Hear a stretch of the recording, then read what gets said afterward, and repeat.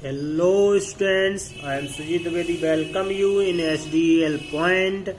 Today I teach you the first lesson of class 11th. It is the part of CBSE board and also UP board.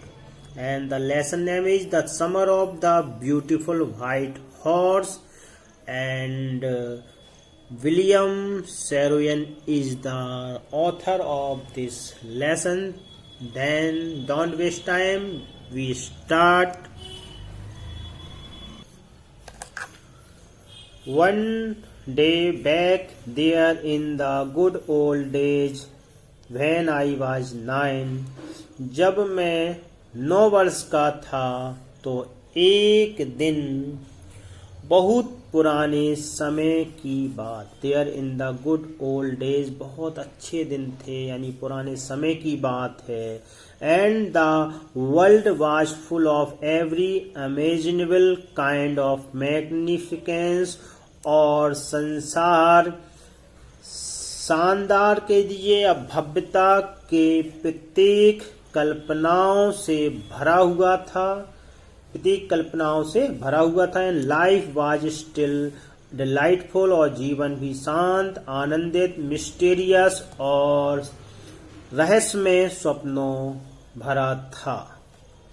My cousin Murad, who was considered crazy by everybody who knew, जो उसे जानते थे, मेरा भाई cousin Murad, who was considered crazy, जो कि एक संकी माना जाता था हर एक उस व्यक्ति के द्वारा, या हर एक व्यक्ति जो उसे जानता था उसे क्रेजी यानी कि पागल या संकी मानता था।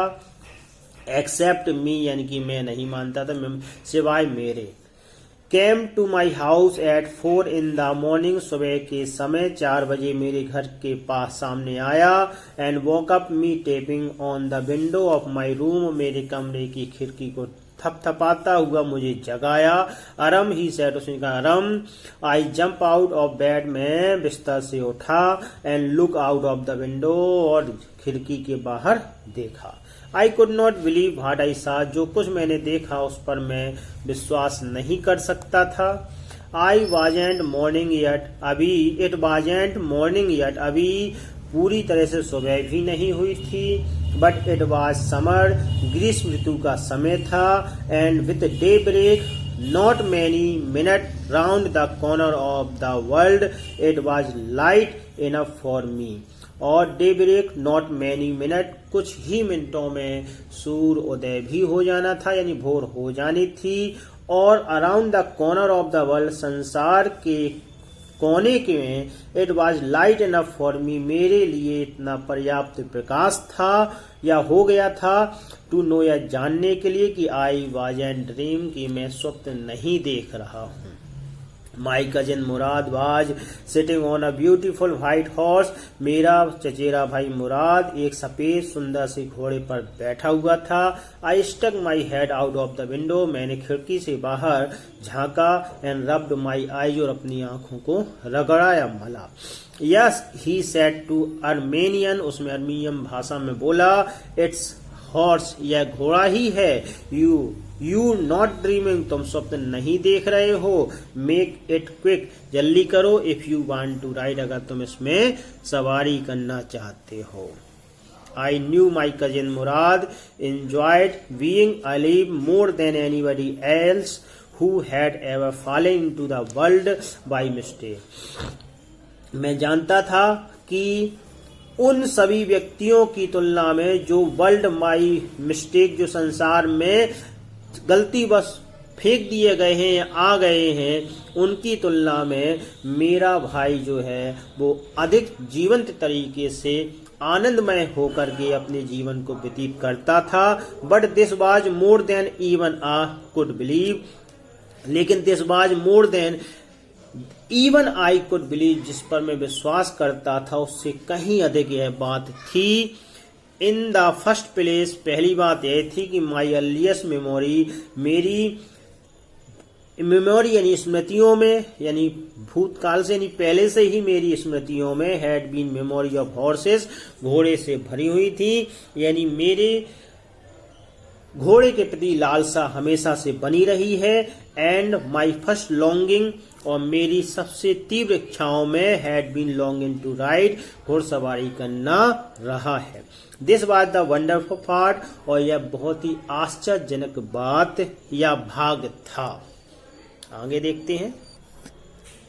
इन द सेकेंड प्लेस, और दूसरी बात यह थी कि वी वर पुअर, हम गरीब थे। This was the part that would not permit me to believe what I saw, और यह वह भाग था जिसके द्वारा मुझे यह विश्वास करने में अनुमति नहीं मिल पा रही थी कि व्हाट आई सॉ, जो कुछ भी मैंने देखा, इस भाग के कारण, इस बात के कारण मैं उस पर विश्वास नहीं कर सकता था जो मैंने देखा था। वी वर पुअर, हम गरीब थे। वी हैड नो मनी, हमारे पास धन नहीं था। And our whole tribe was poverty striking, और हमारा संपूर्ण परिवार यानी जाति बहुत ही गरीबी से ग्रसित थी, बहुत ही गरीबी से ग्रसित थी। Every branch of the Garoghlanian family, और गरोगलेनियन परिवार की प्रत्येक शाखा, living in the most amazing and comical poverty in the world, संसार में बहुत ही आश्चर्यजनक रूप से और विनोदी गरीबी में या मजाकिया रूप में, यानी ऐसी हद, मजाक की हद तक गरीबी में जीवन यापन कर रही थी। कॉमिकल मानो था मजाक, यानी हास्यप्रद रूप से।